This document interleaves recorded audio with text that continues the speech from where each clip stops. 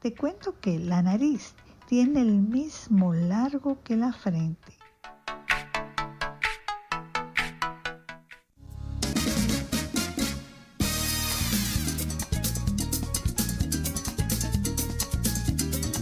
Bueno, hoy estamos felices de lujo. Es un lujo tener aquí a una colega psicóloga, es abogada de los niños, una abuela ejemplar, es un ser, un ángel para todos los niños en verdad, que anda siempre buscando cómo proteger, cómo escuchar y que los niños sean escuchados.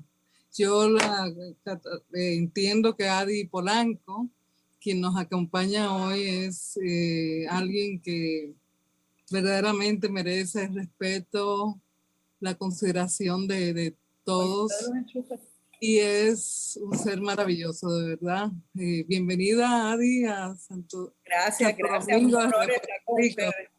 Bienvenida, Adi, de nuevo por aquí. Bienvenida a tu casa de República Dominicana. Psicóloga y docente de la universidad.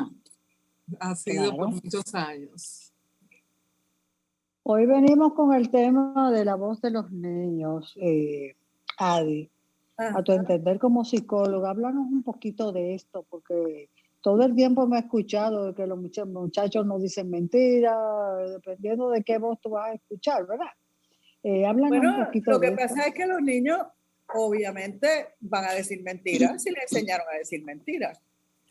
Y van a decir mentiras si el decir la verdad les va a ocasionar problemas. O sea, si habituamos a los niños a decir la verdad y a premiarlos con la verdad, no vamos a tener mayores problemas, ¿verdad? Claro. Si la verdad es un castigo, como en la mayoría de las situaciones de la sociedad, que nosotros tenemos la situación de que decir la verdad prácticamente es un castigo, ¿no? Porque pues para que el otro no se sienta mal, para que no piense mal de mí, pues aprendieron lo que les mostraron, ¿verdad? Si la persona que está a cargo de esos menores le muestra con el ejemplo, que es como que se enseña, ¿verdad? A que pues decimos la verdad sin herir. Yo no tengo que llegar y decirte, adiós, pero qué gordo tú estás, o qué flaco te veo, o qué mal te queda ese recorte. Me basta con decir qué bueno que te veo, ¿verdad? Y yo no tengo que ir sobrevalorando o desvalorizando a otra persona. Pero sí, los niños aprenden a mentir porque ven a los adultos mintiendo. De otra manera, eso no va a ocurrir. Por otro lado, si cualquier opinión que ese niño ofrece es motivo de regaño, maltrato, minusvalía, etcétera, pues mejor me guardo mi opinión y digo lo que yo creo que mi interlocutor quiere escuchar. Y eso, sí, nos pasa a los adultos también, ¿no? O sea, sí, pero claro, a veces que nosotros no tomamos en cuenta la voz del niño, entendiendo que no es una persona, o sea, como que no es un adulto, no, pues no se escucha. Yo estoy contigo, no le damos importancia, quizás. Yo estoy contigo, o sea, de hecho, nosotros teníamos una frase, yo no sé ustedes en República Dominicana, pero en Puerto Rico los niños hablan cuando las gallinas, ¿verdad? Sí, pero muy popular. Ajá. Ahora los niños se escuchan solamente para escuchar sus exigencias. Entonces estas nuevas generaciones, como comentabas ahorita antes de cámara, generaciones emergentes de padres nuevos, de alguna manera, no sé cómo, han interpretado que la función de ellos es complacer a los niños. Y es más fácil complacer y decir que sí, que decir que no, o aprender a negociar, como nos hablaba ahorita Aramita. Y entonces, negociar implica tiempo, implica espacio, implica tolerancia, implica paciencia, y en muchas instancias no tenemos esos elementos, no contamos los adultos con ellas. principalmente si es mucho más importante estar en las redes sociales que atender al chiquito, ¿verdad? Ese es un buen punto, porque los padres de la generación de los millennials, vamos a decir, o de la Z, o de como se quieran llamar ahora, están más en el celular y que en la atención que le pueden dispensar a los niños. Muchas veces yo conozco un niño que habló tarde porque el padre vivía inmerso en los videojuegos y a dura pena le pasaba el biberón, y entonces pensaban que el niño tenía alguna discapacidad del habla o tenía algunas situaciones, y era que simplemente si no le hablaban, ¿para qué iba a hablar? Si no hay estimulación, ¿para qué voy a hablar si no hay necesidad, verdad? Y la mayoría de los problemas de habla están asociados a eso. Están asociados al hecho de que, pero ¿qué cosa tengo yo que decir que sea importante? ¿Me van a escuchar o es necesario? Así que yo creo que la voz de los niños, en mi caso particular, ¿verdad? Que yo atiendo en mi práctica, la mayoría de los niños que yo atiendo tienen alguna situación en el proceso de aprendizaje, que es un reto el proceso de aprendizaje. Hay veces que uno le toca traducir lo que ellos quieren decir. Y uno lo traduce porque uno conoce el comportamiento que los lleva, ¿verdad? Yo tengo un joven cliente hace muchos años que supuestamente él no es verbal. Y entonces este joven que supuestamente no es verbal tiene una manera de comunicarse. Él tiene su manera de comunicarse. En ocasiones se comunica en inglés, hay ocasiones que se comunica simplemente con sus actos. Y para bien o para mal, él ha tenido dificultades serias de comunicación y comprensión con otras personas. No la ha tenido hasta el día de hoy conmigo. Porque es como que nos vamos a respetar y tú me vas a explicar lo que tú necesitas de mí sin yo alterar tus procesos, ¿verdad? Y hemos llegado a acuerdos de no agresión. A otras personas los agrede porque no sabe cómo explicárselo. Es que, pero no me entiendes, y entonces él pierde la chaveta, pierde la paciencia y se forma la cosa. Conmigo no ha sido así hasta el día de hoy, ¿verdad? Bueno, gracias a Dios. Hasta el día de hoy. Pero nos toca un poco traducir lo que ese ser humano nos quiere expresar.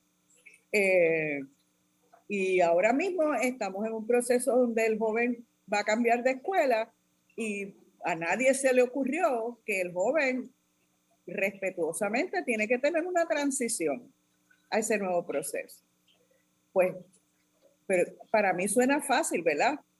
Ponle las 2 páginas del calendario de julio y agosto y ve tachando los días con la foto de esa escuela y con la guagua que lo va a recoger. Y vas tachando y tú vas a ver que no vas a tener problemas y nos está yendo bien hasta hoy. Vamos a ver qué pasa en agosto.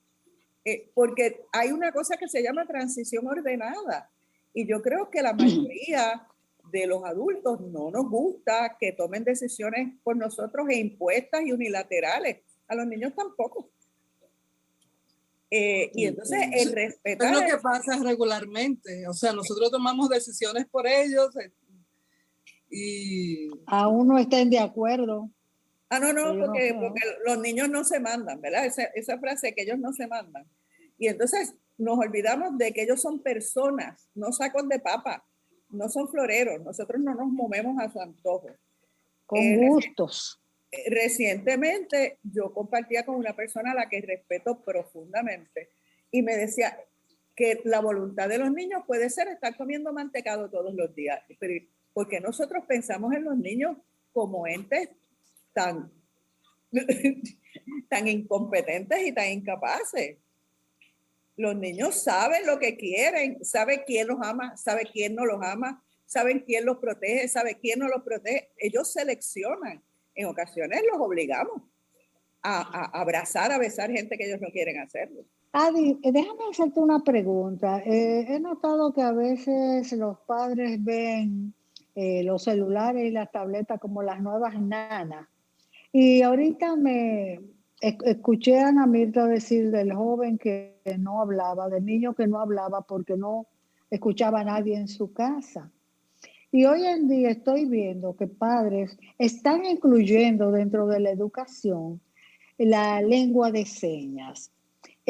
No está mal que aprendan una lengua de señas, un lenguaje nuevo para poderse comunicar con los demás, pero sustituir lo hablado por una lengua de señas, eso sería como mutar al niño. ¿Tú no crees? ¿Cuál es tu opinión en ese aspecto? Me parece que concuerdo contigo. O sea, yo creo que debemos acompañar la seña con el sonido del lenguaje materno, ¿verdad? Que tenga el niño.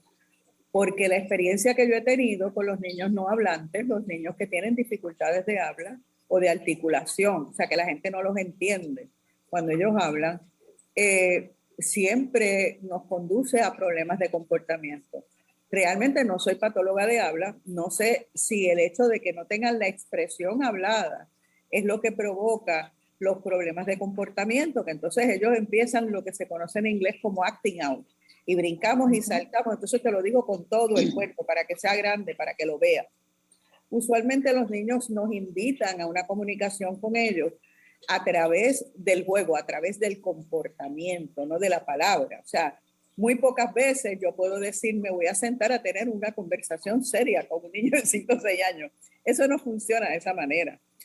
Yo puedo tener una conversación con un niño y él está corriendo bicicleta, brincando por otra cosa, estamos jugando cualquier juego e incidentalmente aparece una foto, una imagen y el niño habla de lo que está viendo. Tiene que ser bastante flexible y, como diríamos los adultos, un tanto informal, ¿verdad? No podemos pretender tener a un niño hablando en serio de las cosas, porque los niños temas en serio realmente no le interesan. Ellos quieren divertirse y a mí me parece bien bueno que se quieran divertir. Hay que dejarlos ser niños, ¿verdad? Pero claro, ¿verdad? Y entonces tenemos que divertirnos en el proceso y usar la emoción, el sentimiento, el agrado en las cosas. Yo concuerdo. Yo creo que si le vamos a enseñar un lenguaje nuevo, como es el lenguaje de señas, que me parece excelente, lo acompañemos con el lenguaje hablado que tenemos como lenguaje materno, ¿verdad? Claro, principal. Exacto. Adi, he notado que ha habido como que se ha puesto de moda, bueno, de moda no, se ha trabajado mucho el defender la vida del niño, o sea, del no nato, o de ese ser que está por nacer, se defiende, pero luego que sale al mundo como que no hay mucho que ofrecerle al niño. De hecho, las actividades que hay para niños son, bueno, por lo menos aquí son muy contadas. Yo aquí estoy alándome los cabellos porque es muy pobre lo que tengo que ofrecerle a mi nietecito que está aquí de visita para algo. Entonces, ¿qué tú recomiendas que debe de pasar con los niños nacidos ya? Estoy contigo. Yo creo que esto es un tema bastante complicado y bastante álgido, ¿verdad? En Estados Unidos surgió toda una controversia, en Puerto Rico también, con relación a los niños por nacer o los niños no nacidos o no natos, ¿verdad? Y en una defensa férrea del derecho a la vida, ¿verdad? De estos seres. Y yo puedo concordar. Sin embargo, tenemos que tener un poquito de cuidado porque en ese derecho que le estamos tratando de otorgar al niño no nacido, estamos poniendo en riesgo derechos de la mujer ya adquiridos. Y la mujer y los niños pues siempre han sido marginados en las sociedades, ¿verdad? Ahora bien, el problema con el niño después que nace es que volvemos, sigue siendo el florero, sigue siendo el saco de papa, sigue pareciendo ser lo último en las prioridades, porque después que nacen, no solamente no tenemos actividades extracurriculares y de diversión, sino qué atención le prestamos a las necesidades básicas de ese menor. ¿Qué va a hacer el Estado con ese niño cuando el niño diga, mira, no me siento bien, no me siento cómodo? O sea, ¿qué voy a hacer con eso? Le vuelvo a aplicar el principio de tú no te mandas, hay un adulto que te manda a ti y a ese es al que voy a escuchar. Y yo creo que los países latinoamericanos carecemos, ¿verdad?, de la sensibilidad de escuchar y entender lo que los niños nos están diciendo. Y yo creo que nos están diciendo a gritos, atiéndeme, hace rato, ¿verdad? El Estado, la mayoría, desde 1959, nosotros tenemos una Carta de Derechos para los niños. Desde el 1900, la ONU hizo una Carta de Derechos y cada país hizo leyes, normas, ¿verdad?, con relación, o políticas públicas con relación a los derechos de los menores. El problema está en la implantación. Y entre los derechos que le asiste el derecho a ser escuchados. El asunto es quién escucha. Porque si yo escucho, lo escucho desde mi crisol, ¿verdad? Desde mi paradigma, desde mis juicios y desde mi prejuicio. Y yo adulto, o sea, Estado, tomo decisiones en función de lo que yo creo que es mejor para ti. Pero el niño me está diciendo qué es lo que es mejor para él y yo no lo voy a escuchar porque ya yo tengo una política pública que establece que soy yo, el adulto, el que decide. Y si por casualidad hay un adulto, como por ejemplo mi caso, ¿verdad?, que yo hablo por muchísimos menores, si yo digo algo que al Estado le puede sonar desagradable, que no le gusta mucho, pues yo me convierto en una voz alterna, controversial, problemática, un tanto enajenante. O sea, podemos usar miles de adjetivos, ¿verdad? Se puede creer que yo estoy tratando de crear una controversia innecesaria. Y eso a mí me pasa todos los días en la práctica, ¿verdad? Uno tiene que decidir de qué lado uno está. Si definitivamente no importa cómo te tachen, tú vas a seguir defendiendo el derecho de esos menores, que en Puerto Rico los menores son hasta los 21 años, pues, y la ley de menores con necesidades especiales del comportamiento los involucra hasta los 21 y 11 meses, o sea, prácticamente hasta los 22 años.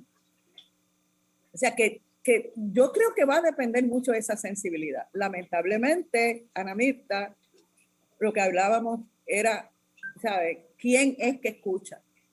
Y en la escucha tenemos que considerar que la persona que escucha tiene sus paradigmas, tiene sus juicios, tiene sus prejuicios. Y en muchos casos, ¿verdad?, el Estado de Derecho establece que ese niño prácticamente le pertenece a otra persona y que esa persona toma decisiones por ellos. Bueno, Adi, el tiempo se nos agotó ya. Se nos agotó y también quisiera antes de irnos que nos diera cómo comunicarnos con ustedes allá. Pues se pueden comunicar conmigo por internet en la página de SANE, SANNE, corp, CORP, @gmail.com o al teléfono 787-510-0823, que es el teléfono de la oficina. Lo mismo por teléfono hablado, que por WhatsApp, que por texto. Estamos a la orden, siempre es un gusto hablar con ustedes. Gracias por tu tiempo y bendiciones y que sean escuchados los niños. Claro que sí. Gracias. Gracias, Adi, por tu tiempo. Es un placer. Es un placer. Señor director, vamos a la pausa.